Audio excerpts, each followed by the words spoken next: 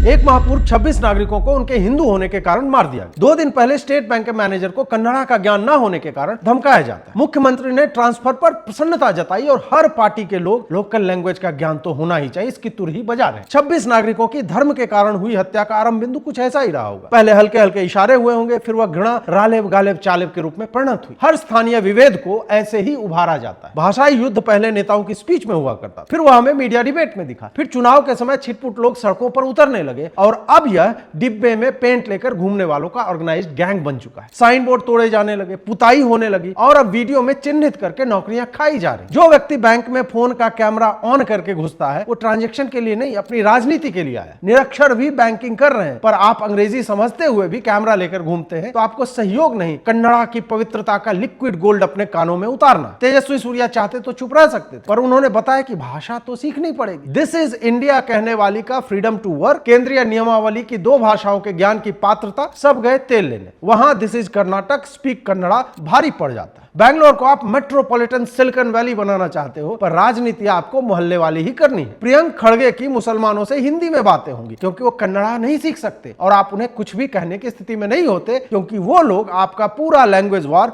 भितरामपुर में डाल देंगे जैसे महाराष्ट्र में डाला। पेंट का डब्बा लेकर घूमने वाले कन्नड़ा के कवि और उपन्यासकार नहीं है कि उनको साहित्य में हो रहे क्षरण का भान हो गया। ऐसा नहीं है कि जितनी हिंदी कर्नाटक में बोली जाएगी उस पर फर्स्ट लॉ ऑफ थर्मोडायनेमिक्स लग जाएगा कि Kannada can neither be created not destroyed, it can only be converted. अब चिंता इस बात की हो रही कि यदि कोई कर्नाटक में हिंदी बोल रहा है तो उतनी कन्नड़ा समाप्त हो रही। जितनी ज्यादा बोली जाएगी उतनी कन्नड़ा कम होगी और बिहारी फिर कन्नड़ा को हिंदी में परिवर्तित करके बिहार लेकर भाग जाएगा, कन्नड़ा बचेगी ही नहीं। भाषाई गुंडई के पीछे यही कुतर्की विज्ञान है कि हिंदी बोलना कन्नड़ा, तमिल, मलयालम पर आक्रमण है, ये थोपी जा रही। जब पूछो कि कौन थोप रहा है कि तुम बोलो, हम तो कह रहे हैं कि हम नहीं बोल सकते क्योंकि नहीं आती, तो बोलते हैं कि सम्मान नहीं कर रहे। भाषा का सम्मान उस भाषा में लिखित और दृश्य साहित्य गढ़ने से होता है, बाकी हर सम्मान की बात राजनीतिक कथोपकथन का हिस्सा मात्र है। और हाँ, दिनकर ने लिखा है कि तेजस्वी सम्मान खोजते नहीं गोत्र बतलाकर, पाते हैं जग में प्रशस्ति अपना कर्तव्य दिखलाकर। सम्मान का भिक्षाटन वस्तुतः अपमान का आमंत्रण है। तेजस्वी सूर्या के इस कर्तव्य से कितने लोग उसके समर्थन में आए? ये वही नेता है जिसमें भारत का भविष्य और फ्लावर नहीं फायर है ये वाला भाव निकलता रहता था। अब उसे हर कोई संकुचित सोच का रन ऑफ द मिल नेता कह रहे हैं, जिसे चर्चा में आने की प्रबल इच्छा। भारतीय भाषा हिंदी का अपमान करना, कालिख पोतकर उसे नीचा दिखाना और साथ ही विदेशी भाषा अंग्रेजी से कोई समस्या ना होना बताता है कि आपकी सोच कन्नड़ा के सम्मान की है ही नहीं। आपका लक्ष्य हिंदी का अपमान है। आपका दुर्भाग्य है कि हिंदी भाषिक क्षेत्र में आपको वह घृणा कभी नहीं मिलेगी जिसको आधार बनाकर आप कह सकें कि हिंदी वालों ने हमें कहा कि हिंदी बोलो।